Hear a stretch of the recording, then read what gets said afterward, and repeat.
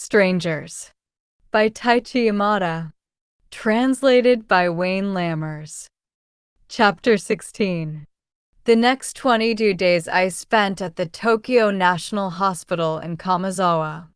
I had grown exceedingly frail, half of my hair had turned gray, and my eyesight had been damaged as well. Day after day of intravenous feeding slowly did its work, but my recovery was never complete. When I tried on my pants 5 days before discharge, I still had to pull my belt 2 notches tighter around my waist. The collar of my shirt hung loose about my neck as well, and my complexion remained sallow. Visitors tried to comfort me by saying I had the aura of a mystic. I was obviously in no condition to write for a television series.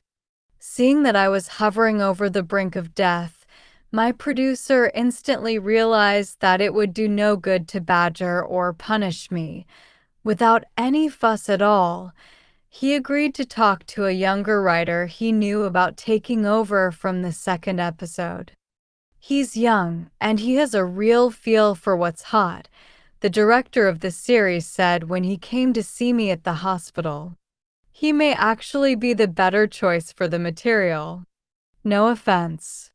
He was trying to offend me, of course, but since I'd caused them extra trouble, some meanness was inevitable.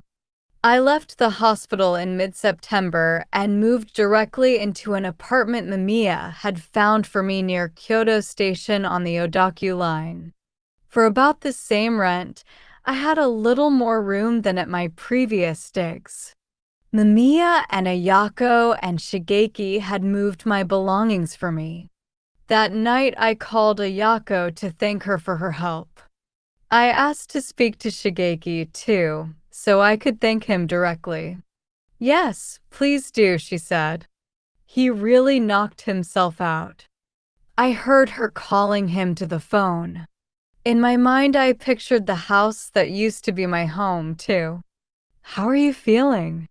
Shigeki's voice asked suddenly. I'm doing all right, I said. That's good. I wanted to thank you for helping move my stuff. It wasn't that bad. His manner of speech was the same as always, but I didn't get the sense that he wanted to get the conversation over with as quickly as possible. Perhaps his feelings toward me had softened a little now that we no longer actually lived under the same roof. How about we go out to dinner sometime, just you and me? I suggested, pushing my luck. There was a brief pause before he answered, one of these days. It was probably about as good a response as I could hope for. 2 days later, I set out for Asakusa with Mamiya.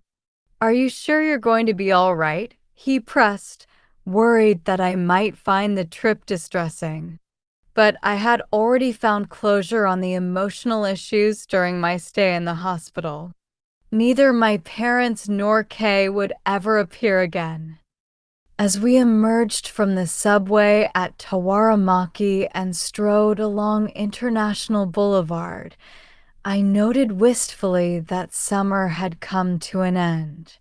Even amidst the fumes rising from the busy traffic, I could smell autumn in the air, and the pedestrians on the sidewalk moved with livelier steps than at the height of the summer heat. A season had passed, and so, too, had my parents and Kay.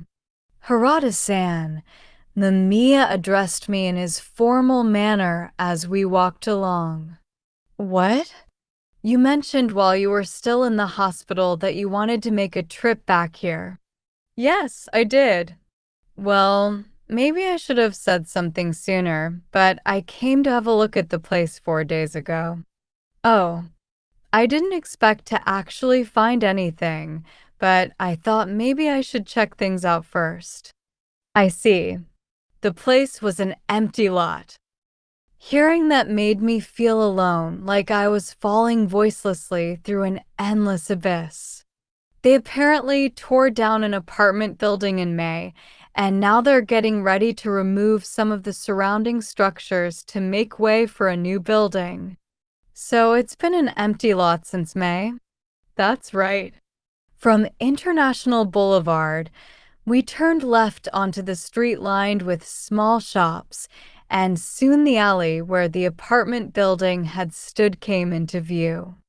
To this point, everything looked exactly as it had on my previous visits.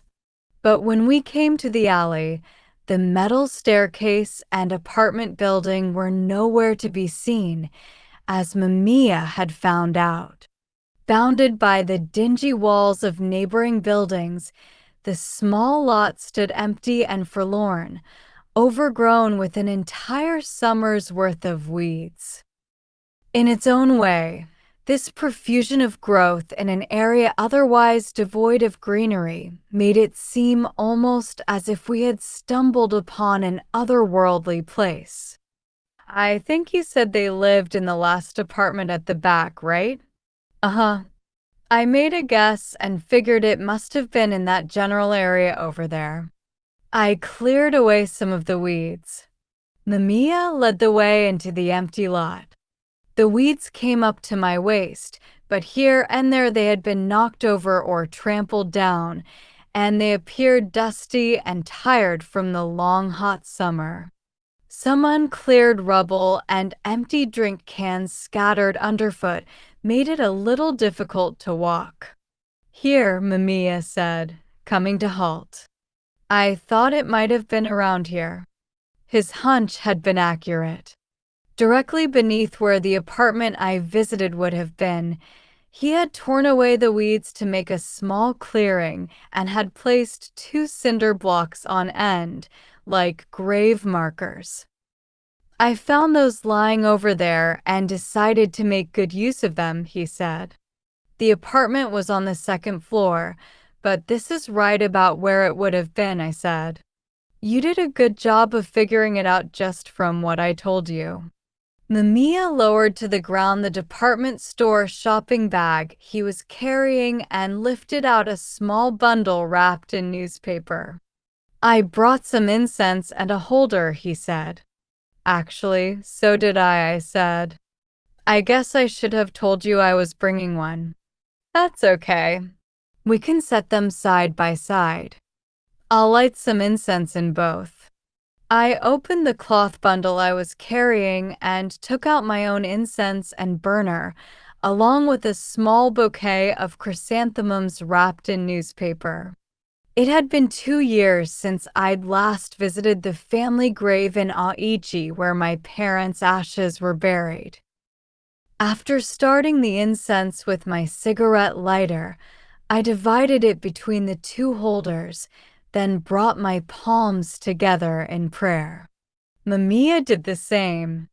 Oh, I thought, next time I come, I'll bring the chopsticks my parents used at their last meal. I'll burn them and say another prayer for them.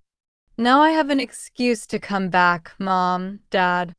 I suppose this is an odd time for me to bring this up, Mamiya said, but I'm thinking I'd like to marry a Yako around the beginning of next year. I see. I suppose it might give you kind of a sour taste in your mouth, but no, not at all. It's true I felt betrayed at first, but now I honestly hope everything goes well for you too.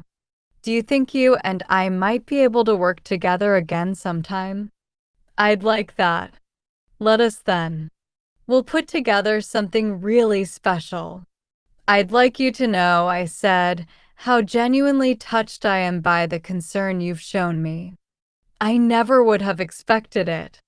I guess it's just that I've always been very fond of you, Mamiya said. One thing led to another, and I grew fond of your wife as well. That's where I might say you went a little overboard. But seriously, I wish you two the best. I can't help thinking there must be something seriously wrong with anyone who'd want to break up with such a wonderful woman. Really? As for me, I'd say there must be something seriously wrong with anyone who wants to marry a woman like her. And I suppose that's pretty much the way it is all around. When you get right down to it, we've probably all got a little something wrong with us. At your old apartment building, I witnessed something quite beyond belief, but when it was all over, there wasn't a single drop of blood left anywhere in the hallway. So it couldn't really have happened. That's how I see it. Something came over me that night, and I just wasn't in my right mind. Huh. Let's just forget about it, okay? Otherwise, I don't know how I can go on living. I just wasn't in my right mind that night. And the whole thing with your parents, too, please don't get too caught up with that. You just weren't in your right mind either, that's all. I suppose you're right. Definitely. You were nuts. I chose not to contradict him, but I did not honestly believe that there had been anything wrong with me at all. Goodbye, Mom. Goodbye, Dad. Goodbye, Kay. Thank you so much.